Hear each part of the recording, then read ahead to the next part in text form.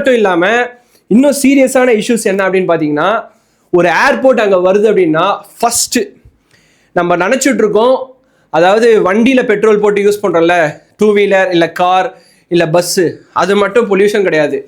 தினம் air pollution அப்படின்ற ஒன்று இருக்குது. ஃப்ளைட்டால் ஏற்படுத்தக்கூடிய பொல்யூஷன் அப்படின்றது ரொம்ப ரொம்ப நிறைய.